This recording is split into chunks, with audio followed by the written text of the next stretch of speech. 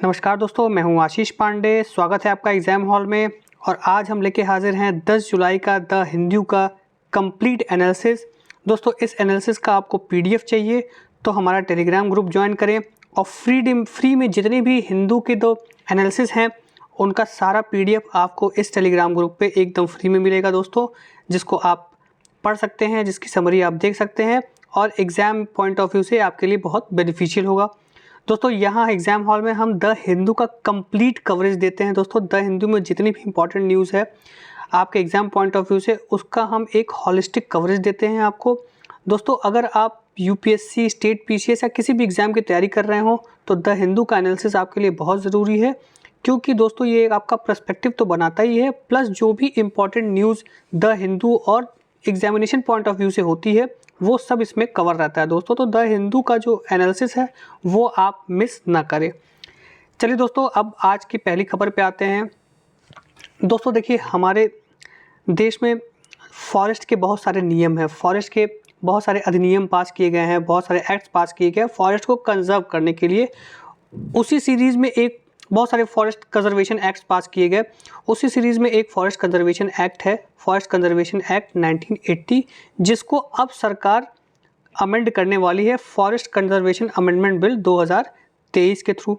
तो दोस्तों आइए देखते हैं अब इस अमेंडमेंट में क्या क्या चीज़ें हैं और इस अमेंडमेंट पे क्या क्या ऑब्जेक्शंस हैं। अमेंडमेंट ने काफ़ी कुछ जो फॉरेस्ट कंजर्वेशन एक्ट 1980 के जो प्रोविजंस है उसको डाइल्यूट किए हैं। तो आइए पहले देखते हैं कि फॉरेस्ट कंजर्वेशन एक्ट 1980 क्या है और ये जो अमेंडमेंट बिल है वो कौन कौन से उसके जो क्लॉज हैं उनको डाइल्यूट कर रहा है। तो चलिए दोस्तों देखते हैं। तो सबसे पहले फॉरेस्ट कंजर्वेशन एक्ट के बारे में बात करते हैं। दोस्तों, ये फॉरेस्ट कंजर्वेशन एक्ट 1980 में पास किया गया था। वो क्यों पास किया गया था? एक हायर लेवल प्रोटेक्शन प्रोवाइड करने के लिए फॉरेस्ट को, और जो हमारा फॉरेस्ट लैंड है उसके यूज़ को कोई डाइवर्ट ना कर सके। मतलब कि जो फॉरेस्ट लैंड है उसको काट के कोई किसी और यूज़ में उस लैंड को ना लाया जाए, इसके लिए फॉरेस्ट एक्ट 1980 को पास किया गया। और दोस्तों, ये जो फॉरेस्ट एक्ट 1980 है ये फॉरेस्ट को चार कैटेगरी में कैटेगराइज करता है, जैसे कि reserve forest, village forest, protected forest और प्राइवेट फॉरेस्ट। दोस्तों ये सारे फॉरेस्ट के एक कैटेगराइजेशन है फॉरेस्ट कंजर्वेशन एक्ट के हिसाब से, जिसमें वो अलग अलग डिग्री ऑफ प्रोटेक्शन देता है फॉरेस्ट को। दोस्तों सेक्शन 2 है जो फॉरेस्ट कंजर्वेशन एक्ट का, वो 4 क्राइटेरिया रखी है जहाँ पे सेंट्रल गवर्नमेंट की परमिशन लेना आपके लिए अनिवार्य है। अगर आप फॉरेस्ट में कुछ भी कार्य करने जा रहे हो तो वो कौन कौन से कार्य हैं जिसके लिए आपको फॉरेस्ट एरिया में सेंट्रल गवर्नमेंट की परमिशन लेना बेहद ज़रूरी है। वो है declaring that any reserve of forest can be reserve. मतलब कि अगर कोई फॉरेस्ट का एक ट्रैक पड़ा है और आप उसको रिजर्व फॉरेस्ट बनाना चाहते हैं तो आपको सेंट्रल गवर्नमेंट की परमिशन लेनी पड़ेगी। Use of forest land for non forest purpose, मतलब दोस्तों कि अगर एक फॉरेस्ट का कोई टुकड़ा है, फॉरेस्ट लैंड कोई है और उसको काट के कोई और वहाँ पे व्यवसाय या कोई भी काम शुरू करना चाहते हैं तो उसको आपको सेंट्रल गवर्नमेंट से परमिशन लेनी पड़ेगी। Leasing forest to any private person, forest का कोई भी हिस्सा या पूरा फॉरेस्ट अगर आपका वो पर्सनल है तो आप किसी भी पर्सन को, या स्टेट का है या गवर्नमेंट का है तो आप किसी भी पर्सन को उसको लीज पे देने से पहले सेंट्रल गवर्नमेंट की परमिशन लेंगे। Declaring that any forest land may be cleared of trees that has grown naturally to that land for the purpose of using for its reforestation। दोस्तों कोई भी जो फॉरेस्ट लैंड है, कोई भी लैंड है जहाँ पे फॉरेस्ट नेचुरली ग्रो कर गया, आप उसको क्लियर करने वहाँ से पेड़ काटने से पहले आपको सेंट्रल गवर्नमेंट की परमिशन लेनी पड़ेगी। और अगर आप ये भी कह रहे हैं कि हम उस जगह का रिफॉरेस्टेशन कराएंगे और वहाँ पे हम फिर से नया फॉरेस्ट उगाएंगे तो भी आपको सेंट्रल गवर्नमेंट की परमिशन लेनी पड़ेगी। अब दोस्तों, अब नॉन फॉरेस्ट पर्पस का क्या मतलब है? दोस्तों नॉन फॉरेस्ट पर्पस की मतलब कि आप वहाँ फॉरेस्ट उगाने के अलावा और अगर कोई भी काम करते हैं तो उसे नॉन फॉरेस्ट पर्पस की कहा जाएगा। जैसे कि अगर मान लीजिए आप एक फॉरेस्ट वहाँ से हटा के प्लांटेशन भी करना चाहते हैं, चाय का प्लांटेशन, कोकोनट प्लांटेशन, कोई भी प्लांटेशन करना चाहते हैं तो भी इसको नॉन फॉरेस्ट पर्पस कहा जाएगा और उसके लिए आपको सेंट्रल गवर्नमेंट से परमिशन लेनी पड़ेगी। दोस्तों इसमें कंपनसेटरी अफॉरेस्टेशन का भी प्रोविज़न है। मान लीजिए अगर किसी वजह से आपको सेंट्रल गवर्नमेंट परमिशन दे देती है और आप वन का वो क्षेत्र काट देते हैं, फॉरेस्ट को काट देते हैं, तो भी आपको नेट प्रेजेंट वैल्यू, जो फॉरेस्ट की नेट प्रेजेंट वैल्यू है उतना कंपनसेट करना पड़ेगा और उतना पैसा या फिर अफॉरेस्टेशन के रूप में आपको वो देना पड़ेगा सेंट्रल गवर्नमेंट को। और ये एनपीवी क्या होता है, नेट प्रेजेंट वैल्यू दोस्तों क्या होता है, ये इकोलॉजिकल कॉस्ट ऑफ फॉरेस्ट होता है। मतलब जो भी फॉरेस्ट का है इकोलॉजिकल कॉस्ट होता है, मतलब उसको रिमूव करने पे इकोलॉजी पे जो प्रभाव पड़ता है उसे हम एनपीवी कहते हैं, नेट प्रेजेंट वैल्यू। और उतना कंपनसेशन आपको सेंट्रल गवर्नमेंट को देना होगा ताकि उस पैसे से अफॉरेस्टेशन कहीं और हो सके। अब देखिए जो नया बिल आया है उसमें क्या कंट्रोवर्सी है दोस्तों सुप्रीम कोर्ट ने 1996 में गोदावरमन केस में एक वर्डिक्ट दिया था, जिसमें उसने बोला था कि जो ट्रैक्ट्स ऑफ फॉरेस्ट हैं अगर वो रिकॉर्डेड फॉरेस्ट एरिया में नहीं भी हैं तो भी उनको प्रोटेक्ट किया जाए। मतलब कोई भी ज़मीन है जहाँ फॉरेस्ट उगा हुआ है और वो रिकॉर्डेड फॉरेस्ट एरिया में नहीं है, जैसे 1980 का जो एक्ट है उसके हिसाब से रिकॉर्डेड फॉरेस्ट एरिया में नहीं है, तो भी सुप्रीम कोर्ट ने बोला था कि उस फॉरेस्ट एरिया को आपको प्रोटेक्ट करना है। लेकिन दोस्तों इसको अब डाइल्यूट किया गया है। कैसे डाइल्यूट किया गया है? सेंट्रल गवर्नमेंट ये कह रही है इस अमेंडमेंट बिल के थ्रू कि इंटरनेशनल बॉर्डर और लाइन ऑफ कंट्रोल से 100 किलोमीटर के आसपास जो भी एरिया हैं फॉरेस्ट के, उनको हाईवे, हाइडल पावर प्रोजेक्ट्स और मतलब जो नेशनल इंटरेस्ट में प्रोजेक्ट बनाए जा रहे हैं उसको बनाने के लिए उसको गवर्नमेंट से कोई क्लियरेंस की ज़रूरत नहीं है। पहला क्लॉज ये है। दोस्तों बहुत सारे ऐसे फॉरेस्ट हैं हमारे देश में जो रिकॉर्डेड नहीं है लेकिन डीम टू बी फॉरेस्ट है, मतलब उनको मान गया है कि भैया ये जो क्षेत्र है पूरा फॉरेस्ट एरिया है। तो दोस्तों ऐसे बहुत सारे लैंड, ऐसे वास्ट ट्रैक्ट है हमारे देश में जो कि ऑफिशियली रिकॉर्डेड नहीं है लेकिन उनको माना गया है कि भैया ये फॉरेस्ट है। तो वहाँ पे भी जो टूरिज़्म एक्टिविटी हैं और कुछ टूरिज़्म एक्टिविटी से रिलेटेड कंस्ट्रक्शन एक्टिविटी है उनको परमिट किया जाएगा, उसको उसमें सेंट्रल गवर्नमेंट की प्रोटेक्शन नहीं दी जाएगी। पहले दोस्तों कैसे होता क्या था कि अगर कोई ऐसा एरिया है जहाँ जो मान लिया गया है डीम टू बी फॉरेस्ट है तो वहाँ भी कोई टूरिज़्म या कोई भी एक्टिविटी करने से पहले सेंट्रल गवर्नमेंट की परमिशन लेनी पड़ती थी, लेकिन अब ऐसा नहीं है दोस्तों। अब वहाँ कोई परमिशन नहीं लेनी है सेंट्रल गवर्नमेंट की। अगर वो प्रोटेक्टेड एरिया में नहीं आता है तो वहाँ पे टूरिज़्म रिलेटेड एक्टिविटीज़ चलाई जा सकती हैं, उसके लिए गवर्नमेंट की परमिशन लेने की ज़रूरत नहीं है। और दोस्तों ये जो क्लॉज हैं इनको जो इन्वायरमेंटल एनजीओज़ हैं और जो एक्टिविस्ट हैं वो इसको कंटेंट कर रहे हैं, वो इस पे ऐतराज़ जता रहे हैं। और पैनल बनी है जो हमारी एक पार्लियामेंट्री पैनल भी बनी थी। पार्लियामेंट्री पैनल ने भी ये कहा है कि बहुत सारे स्टेट्स इन क्लॉज पे अपना सहमति नहीं दे रहे हैं और वो कह रहे हैं कि फॉरेस्ट लॉज को इस तरह से डाइल्यूट नहीं किया जाना चाहिए दोस्तों। तो दोस्तों ये था हमारा फॉरेस्ट एक्ट 1980 और जो अमेंडमेंट बिल 2023 में आ रहा है वो, और उस पर क्या ऑब्जेक्शंस हैं लोगों को, क्या क्लॉज, कौन कौन से क्लॉज पे ऑब्जेक्शंस है और उससे क्या इफेक्ट हो सकता है, वो दोस्तों अभी हमने डिस्कस किया। चलिए दोस्तों अब अगली खबर पे आते हैं। LG clears proposal for extending Gujarat detention law to city. मतलब दोस्तों अभी हाल ही में दिल्ली में क्या हुआ है, LG साहब ने गुजरात का जो डिटेंशन लॉ है, प्रिवेंटिव डिटेंशन लॉ, वो दिल्ली में भी लागू करने के लिए क्लियर कर दिया है और उसको मिनिस्ट्री ऑफ होम अफेयर्स को भेज दिया है। और ये डिटेंशन लॉ क्या करता है दोस्तों, ये जो बूट लेगर्स होते हैं, डेंजरस पर्सन्स हैं, ड्रग ऑफेंडर्स हैं, इमोरल ट्रैफिक ऑफेंडर्स हैं, प्रॉपर्टी ग्रैबर्स हैं और जो भी एंटी सोशल एलिमेंट्स है दिल्ली में, उनको वो प्रिवेंटिवली डिटेन कर लेता है। और इसके लिए ये लॉ, ये जो प्रपोजल है ये पास किया गया है दोस्तों। तो प्रिवेंटिव डिटेंशन के बारे में थोड़ा जान लेते हैं दोस्तों। प्रिवेंटिव डिटेंशन क्या होता है दोस्तों? आर्टिकल 22 हमारा प्रिवेंटिव डिटेंशन से डील करता है। आर्टिकल 22 जो हमारा जो है कॉन्स्टिट्यूशन में, वो किसी भी व्यक्ति को जिसको प्रिवेंटिव डिटेन किया गया है उसके प्रोटेक्शन के बारे में बात करता है। आर्टिकल 22(1) बोलता है दोस्तों कि कोई भी जो अरेस्टेड पर्सन है वो उसको लॉयर से कंसल्ट करने के लिए डिनाई नहीं किया जा सकता। वो अपने मन के, अपने पसंद के लॉयर्स को कंसल्ट कर सकता है, इसके लिए गवर्नमेंट डिनाई नहीं कर सकती। और दोस्तों प्रिवेंटिव डिटेंशन जब भी लगाया जाएगा किसी के ऊपर, किसी की पर्सनल लिबर्टी जब छीनी जाएगी, वो तभी होगा जब स्टेट की सिक्योरिटी और पब्लिक ऑर्डर खतरे में पड़ गई है। और दोस्तों आर्टिकल 22(4) ये कहता है कि जो भी व्यक्ति है वो प्रिवेंटिव डिटेंशन में सिर्फ 3 महीने रहेगा, और अगर 3 महीने के बाद भी उसको प्रिवेंटिव डिटेंशन में रखा जाना है तो उसको ऑथराइज किया जाएगा किसके किसके द्वारा? एक एडवाइजरी बोर्ड द्वारा। और वो जो भी वो एडवाइजरी बोर्ड ये बोलेगी कि हाँ भैया 3 महीने ज़्यादा इनको रखने की ज़रूरत है, क्योंकि बाहर जाएंगे तो पब्लिक ऑर्डर के लिए खतरा हो सकता है। और अगर वो पर्सन किसी भी प्रोविज़न ऑफ लॉ मतलब वो पर्सन को डिटेन तभी किया जाएगा जब वो किसी लॉ के को ब्रीच कर रहा हो, वो लॉ जो पार्लियामेंट बनाई है। तो ये 2 कंडीशन है दोस्तों, जिससे उसको 3 मंथ से ज़्यादा डिटेन किया सकता है। दोस्तों 44th अमेंडमेंट बिल आया था 1978 में, जिसने ये जो 3 महीने का पीरियड था उसको रिड्यूस करके 2 महीने कर दिया था। हालांकि वो अभी लागू नहीं है, अभी भी प्रिवेंटिव डिटेंशन में 3 महीने की ही समय सीमा है जिसके लिए किसी व्यक्ति को डिटेन किया सकता है। अब दोस्तों देखिए, जो हमारी यूनियन लिस्ट में एंट्री 9 है, लिस्ट 1 का यूनियन लिस्ट, वो पार्लियामेंट को ये पावर देता है कि वो प्रिवेंटिव डिटेंशन के लिए कोई लॉ बना सके with respect to defence, foreign affairs, security of India.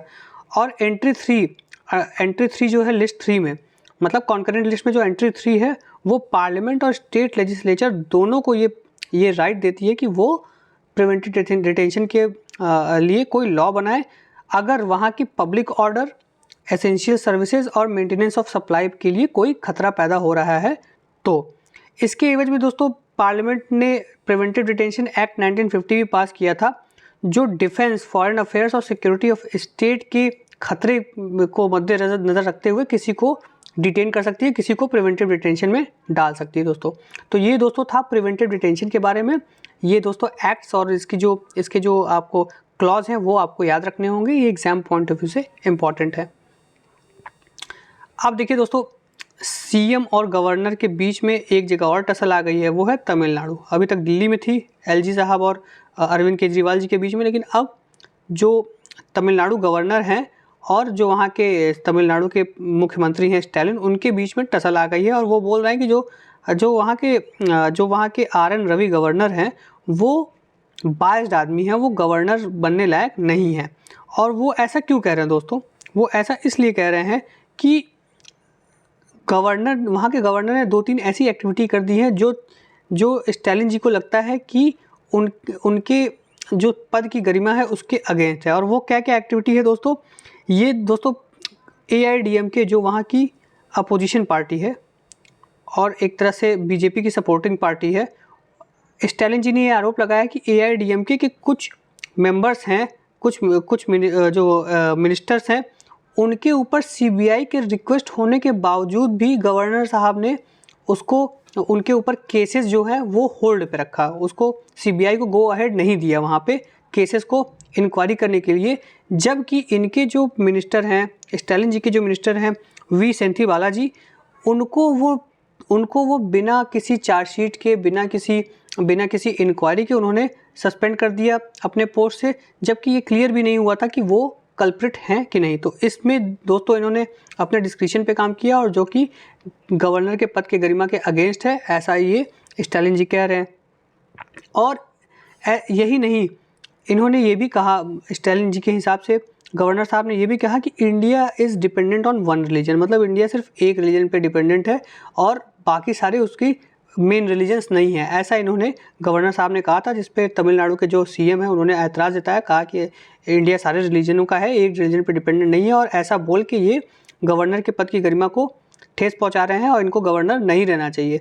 और स्टैलिन जी ने ये भी बोला है कि ये आर्टिकल 139 का ब्रीच है। आर्टिकल 139 क्या है दोस्तों?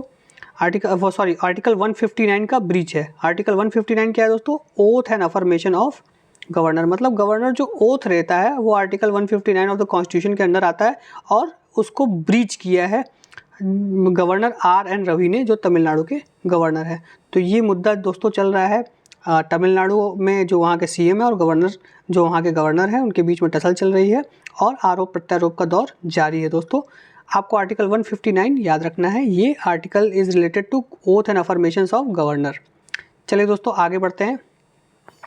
दोस्तों अब देखिए, एक बहुत ही इंटरेस्टिंग न्यूज़ आई है कि जो टर्टल्स होते हैं वो गंगा नदी को क्लीन करने में हेल्प कर सकते हैं। क्यों कर सकते हैं दोस्तों? टर्टल्स के बारे में हम जानेंगे, इंडिया में टर्टल्स के क्या स्टेटस हैं, कौन कौन से टर्टल्स हैं। लेकिन पहले इस खबर के बारे में जान लेते हैं कि टर्टल्स गंगा को क्लीन कैसे करेंगे। दोस्तों टर्टल्स जो होते हैं वो हर्बीवोरस भी होते हैं और कार्निवोरस भी होते हैं। और दोस्तों वो गंगा को क्लीन कैसे करेंगे? वो गंगा क्लीन ऐसे करेंगे कि जो भी बॉडीज़ जलाई जाती हैं गंगा में, जो पॉल्यूट करती हैं गंगा को, वो उस पे फीड करते हैं। टर्टल्स उस पे फीड करते हैं। उसके अलावा जो माला, फूल और जो पूजा की सामग्री गंगा में बहाई जाती है, उसको भी टर्टल्स खाते हैं। तो ये दोनों जो मेन सोर्स ऑफ पोल्यूशन है, उसको टर्टल्स खा के उसको ख़त्म कर देते हैं, जिससे कि वहाँ का गंगा जी का बायोलॉजिकल ऑक्सीजन डिमांड बढ़ता है और गंगा पोल्यूशन से फ्री होती है और शुद्ध बनती है।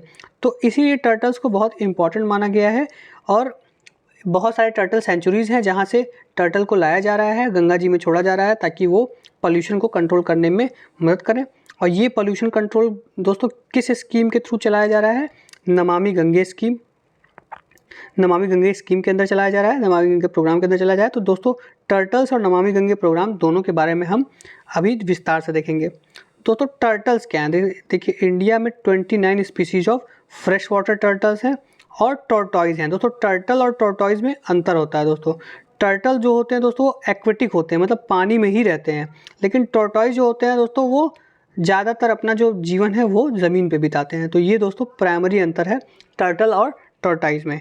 और जो दोस्तों सबसे ज़्यादा टर्टल की जो डाइवर्सिटी है वो नॉर्थ ईस्ट में पाई जाती है, जहाँ 23 स्पीशीज़ रिपोर्ट किए गए हैं, 23 स्पीशीज़ पाए गए हैं।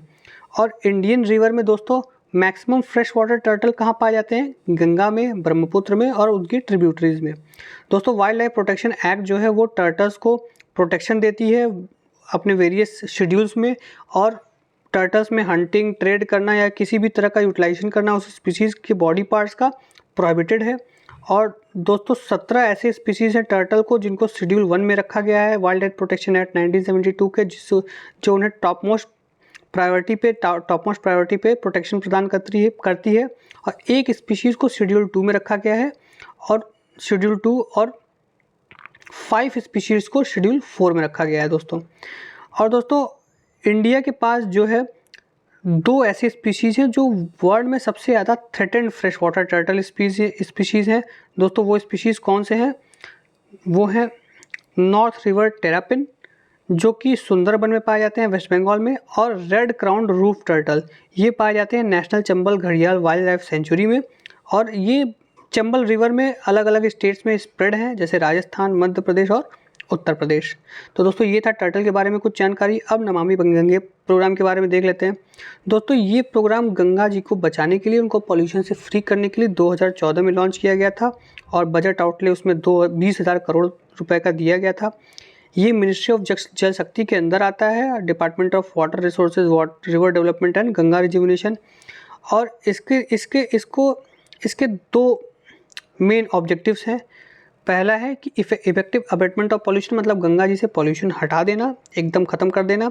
और conservation and rejuvenation of river Ganga, मतलब गंगा जी को कंजर्व करना ताकि उसमें और पॉल्यूशन ना हो, और उनको रिजुविनेट करना, मतलब रिवर को एक नए सिरे से शुद्ध बनाना और उसके फ्लो और जो भी उसकी इकोलॉजिकल बैलेंसेस है उनको मेंटेन करना, उसको रिजुविनेट करना, ये नमामि गंगे प्रोग्राम का ऑब्जेक्टिव है।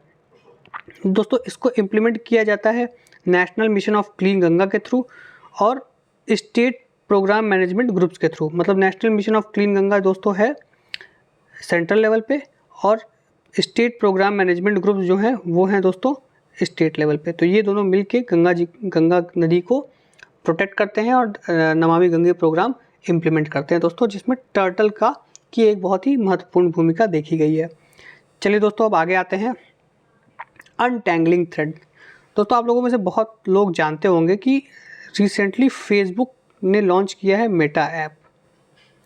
अब आप लोग को इसके बारे में थोड़ा डिटेल बता दें। मेटा ऐप और ट्विटर ये दोनों अभी थोड़ा वॉर में चल रहे हैं। क्यों चल रहे हैं इसके बारे में बताते हैं आपको।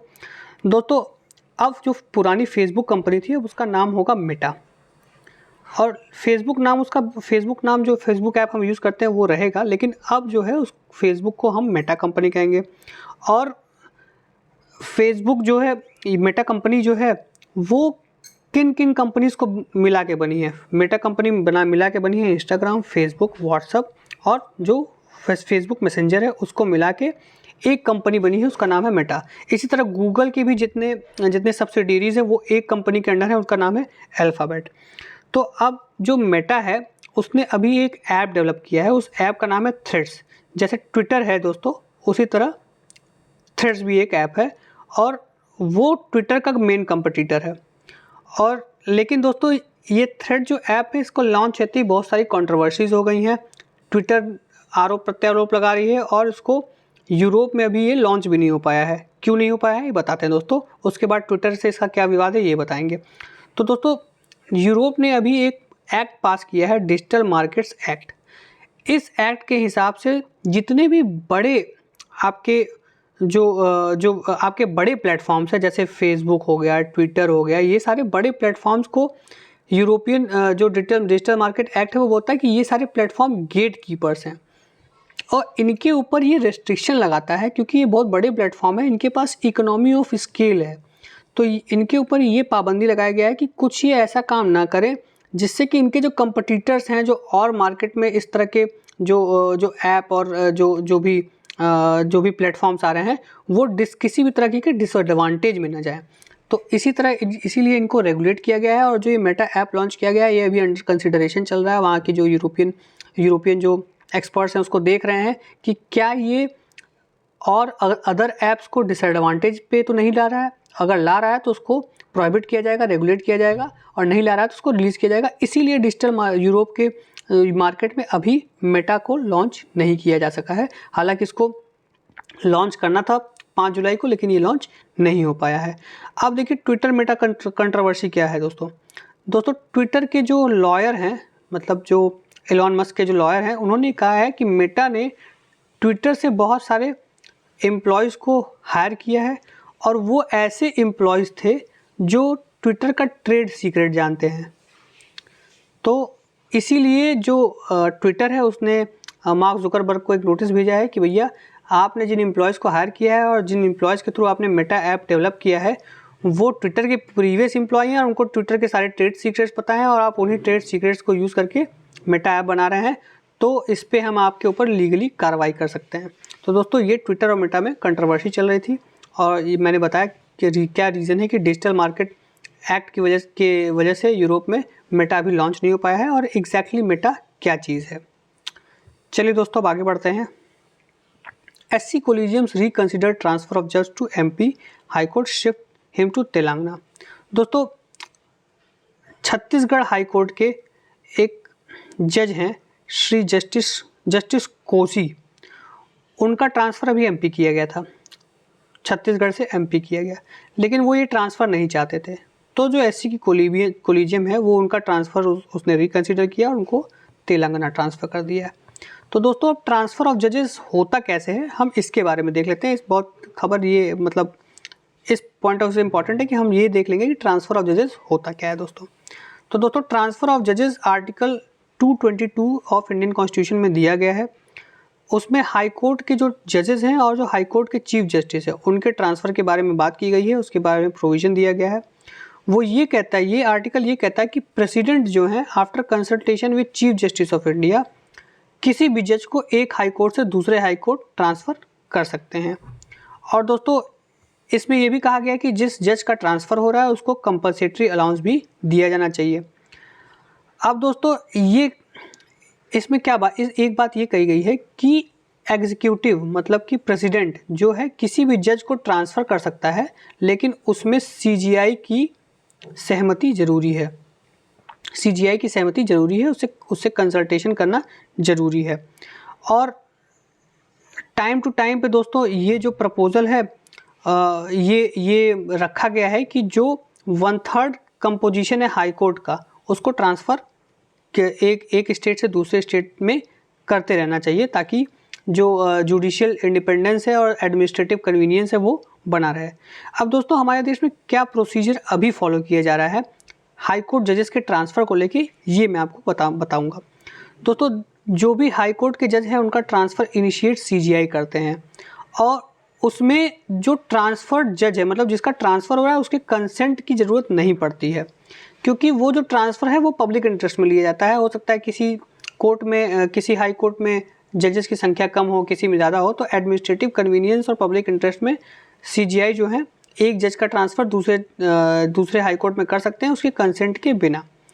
अब देखिए दोस्तों, चीफ जस्टिस के अलावा किसी भी हाई कोर्ट जज का ट्रांसफ़र करने के लिए जो CGI हैं उनको किसका व्यू लेना पड़ता है। उसको जिस भी हाई कोर्ट से वो जो जज है ट्रांसफ़र हो रहा है वहाँ के चीफ जस्टिस का, और जिसको हाई कोर्ट में वो जा रहा है वहाँ के चीफ जस्टिस। जैसे मान लीजिए ये जो हमारे चीफ जस्टिस ट्रांसफ़र हो रहे थे वो छत्तीसगढ़ से MP हो रहे थे, तो CGI को छत्तीसगढ़ के जो चीफ जस्टिस हैं हाई कोर्ट के उनका भी कंसेंट लेना है, और MP के जो चीफ जस्टिस हैं हाई कोर्ट के उनका ही कंसेंट लेना है, तभी वो ट्रांसफ़र हो सकता है।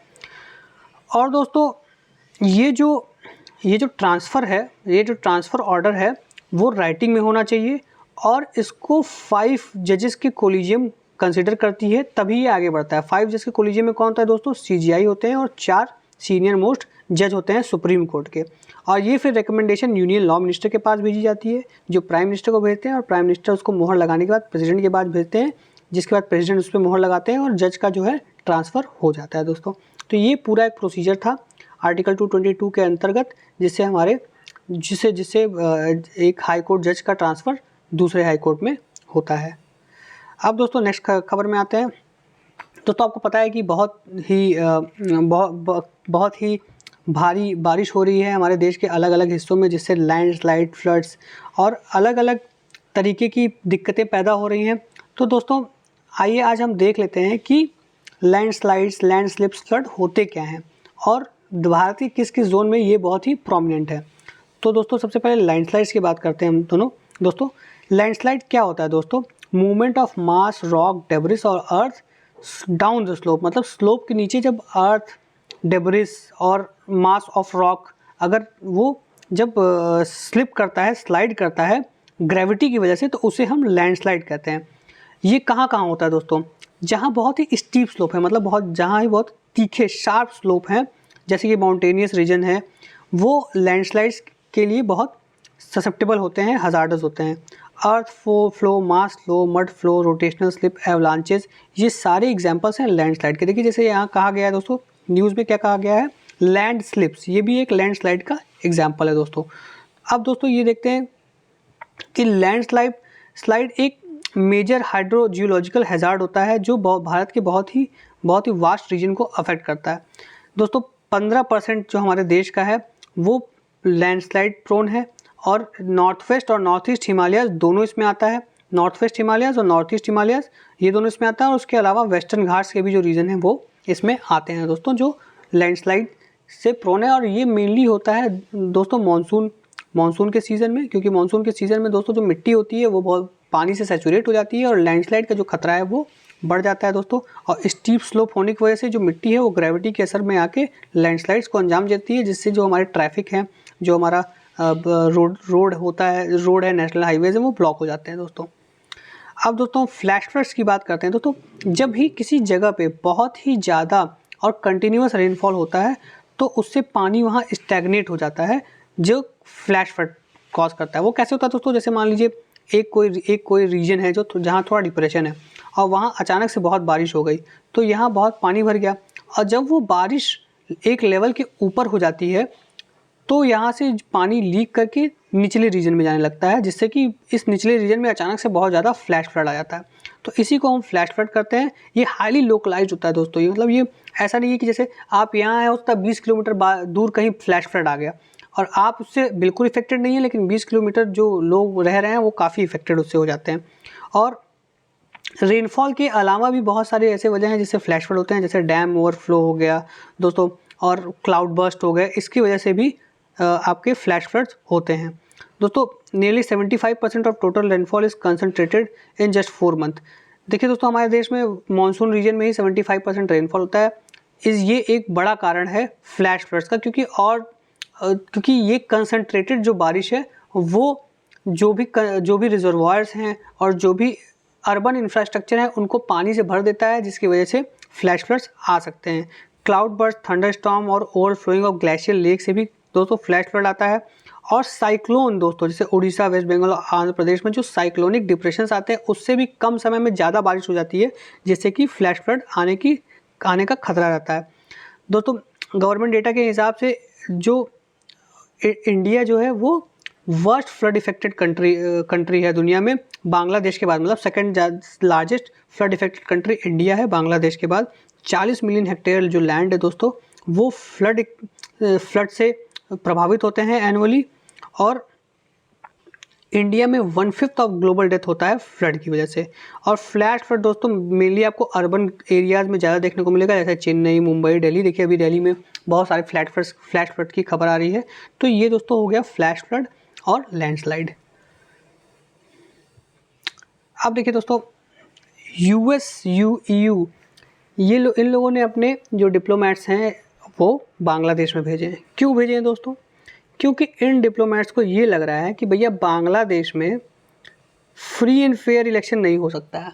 क्यों नहीं हो सकता? क्योंकि वहाँ शेख हसीना की गवर्नमेंट काफ़ी दिन से है, और वहाँ की जो अपोजिशन पार्टी है BNP, ये आरोप लगा रही है कि शेख हसीना के रहते हुए फ्री एंड फेयर इलेक्शन कभी नहीं हो सकते।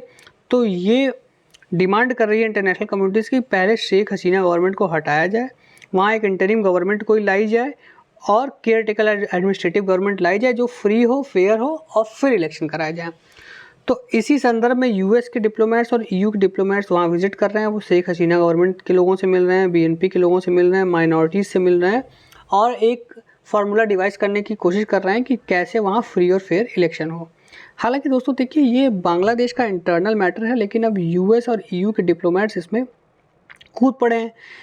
खैर USA, यूरोपियन यूनियन की आदत है, ब्रिटेन, इस तरह की कंट्रीज़ की आदत है कि वो दूसरे जो साउथ एशियन नेशन हैं या फिर थर्ड वर्ल्ड कंट्रीज़ हैं उनके इंटरनल अफेयर में वो हस्तक्षेप करते हैं। इनके खुद के बहुत सारे इंटरनल अफेयर्स हैं, उसको ना एड्रेस करके वो हमारे पड़ोसियों के और हमारे देश के जो इंटरनल अफेयर्स हैं उस पर वो हस्तक्षेप करते हैं। अभी देखिए दोस्तों कल ही के न्यूज़ में ये न्यूज़ थी कि जो ब्रिटिश पार्लियामेंटेरियंस हैं उन्होंने इंडियन एलिफेंट्स की स्थिति पे चिंता जताई थी। अब ये कितनी हंसी वाली बात है कि भैया वो चिंता हमारे एलिफेंट्स पे जता रहे हैं, जबकि वही रिस्पॉन्सिबल हैं यहाँ के जो नेचुरल फॉरेस्ट हैं, जो यहाँ के जानवर हैं, जो यहाँ के जंगली जानवर हैं उनको ख़त्म करने के बीच में हमारे वाइल्ड लाइफ की फ्लोरा और फौना है उसको डिस्ट्रॉय करने के मेन जिम्मेदार वही लोग हैं।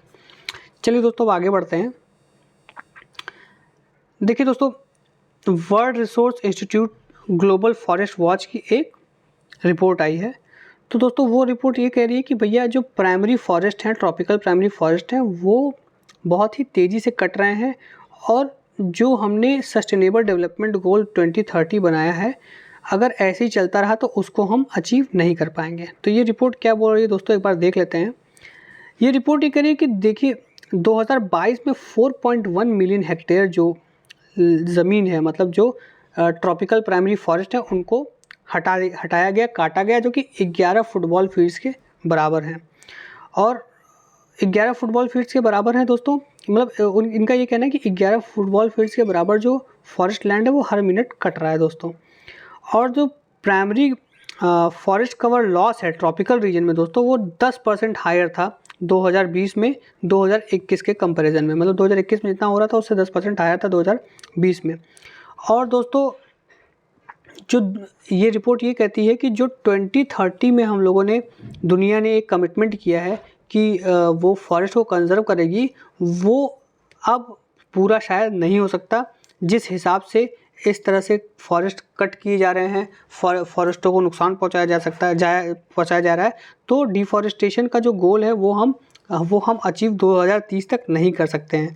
देखिए दोस्तों 2 की गोल सेट किया गया था वर्ल्ड रिसोर्स इंस्टीट्यूट द्वारा कि 2030 तक जिससे डिफॉरेस्टेशन ख़त्म हो सके, लेकिन वो डिफॉरेस्टेशन जो है वो ख़त्म नहीं हो पा रहा है, क्योंकि जो 10% एनुअली डिक्रीज़ करना है डिफॉरेस्टेशन, वो गोल मीट नहीं हो पा रहा है। मतलब वो उसका कहना है कि हर साल 10% जो डिफॉरेस्टेशन हो रहा है दुनिया में, उसको 10% हर साल कम करते जाइए, तो हम 2030 तक जो हमारा गोल है डिफॉरेस्टेशन ख़त्म करने का, उस पर हम पहुँच सकते हैं। लेकिन ऐसा हो नहीं रहा है।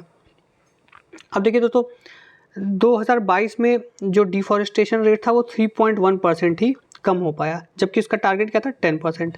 और वो 1 मिलियन हेक्टेयर, मतलब जितना भी टारगेट किया गया था उससे 1 मिलियन हेक्टेयर वो बढ़ गया।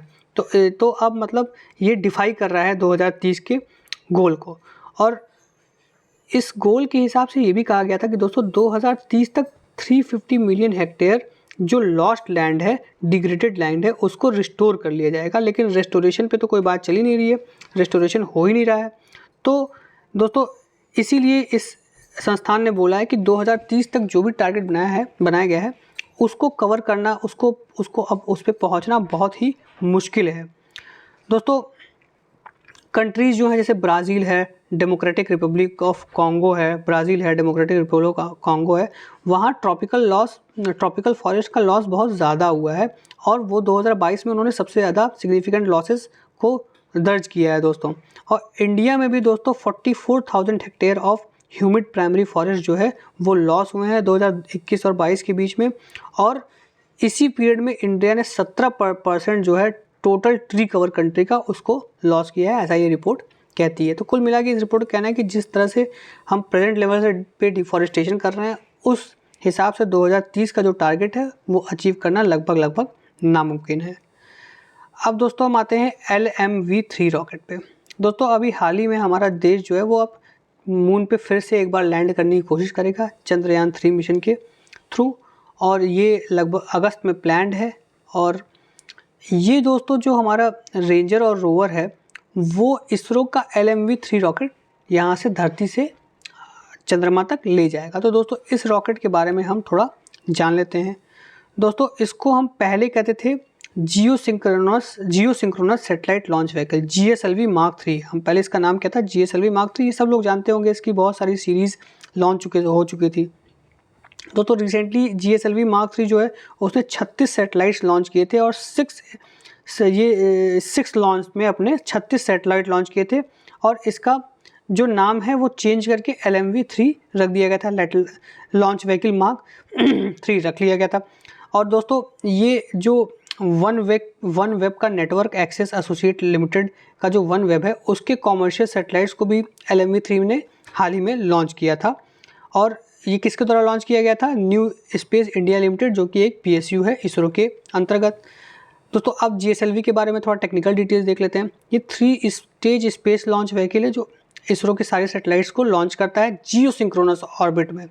दोस्तों एक होता है सन सिंक्रोनस, एक होता है जियो सिंक्रोनस। जियो सिंक्रोनस ऑर्बिट काफ़ी ऊंचाई पे होता है और कम्युनिकेशन सैटेलाइट लॉन्च करने के लिए यूज़ किया जाता है। लगभग इसकी हाइट होती है 37,000 किलोमीटर।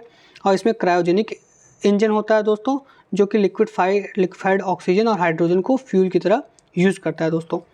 अब दोस्तों न्यू स्पेस इंडिया लिमिटेड के बारे में कुछ जान लेते हैं। दोस्तों ये एक सेंट्रल पब्लिक सेक्टर इंटरप्राइज है जिसको 2019 में बनाया गया। और दोस्तों ये सेकंड कॉमर्शियल एंटिटी है इसरो की। पहली कॉमर्शियल एंटिटी कौन है दोस्तों, एंट्रिक्स कॉर्पोरेशन लिमिटेड, जिसको 1992 में लॉन्च किया गया था। जो इसरो की कॉमर्शियल एक्टिविटीज़ हैं उनको देखने के लिए। इसरो की कॉमर्शियल एक्टिविटीज़ क्या है दोस्तों, इसरो दूसरे देशों को भी सैटेलाइट्स को लॉन्च करता है, कक्षा में भेजता है और उसके एवज में वो उनसे ट्रेड करता है, मतलब पैसे लेता है। तो ये एक कॉमर्शियल एक्टिविटी है इसरो की जिसमें वो अलग अलग देशों के सैटेलाइट्स को लॉन्च करता है। तो उसके लिए एंट्रिक्स कॉर्पोरेशन लिमिटेड को बनाया गया था 1992 में, और फिर 2019 में न्यू स्पेस इंडिया लिमिटेड को बनाया गया था। तो दोस्तों ये थी जानकारी GSLV के बारे में और लॉन्च व्हीकल Mark 3 के बारे में, जो कि हमारा जो चंद्रयान मिशन 3 है उसको स्पेस में ले जाने वाला है। तो दोस्तों ये था आज का द हिंदू का एनालिसिस। आपको कैसा लगा? इसकी फ्री PDF आप डिस्क्रिप्शन में दिए हुए टेलीग्राम के लिंक से डाउनलोड कर सकते हैं। और अगर हमारा आपको एनालिसिस पसंद आया हो तो प्लीज़ हमें लाइक करिए, शेयर करिए और सब्सक्राइब करिए और बेल आइकन ज़रूर दबाइए। धन्यवाद दोस्तों। जय हिंद, जय भारत।